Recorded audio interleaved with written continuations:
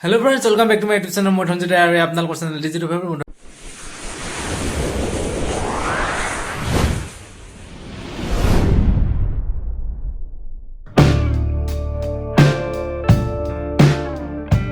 আজি লকডাউনৰ পঞ্চম দিন তো আপোনালোকৰ কেনেকুৱা গৈছে নাজানো মোৰ বাৰু গৈ আছে দিনটো ভালে গৈ আছে কাৰণ আমাৰ ডিফাম আছে ডিফাম থাকিলে ডিফামৰ দৰে যদি আপোনালোকৰ ঘৰটো তেনেকুৱা ল'ৰা ছোৱালী আছে সৰু ল'ৰা ছোৱালী আছে আপোনালোকৰ কেনেকৈ দিনটো পাৰ হ'ব আপোনালোকে গমেই নাপাব দিনটো তাৰ লগতে ব্যস্ত থাকিব লাগে তাৰ পিছত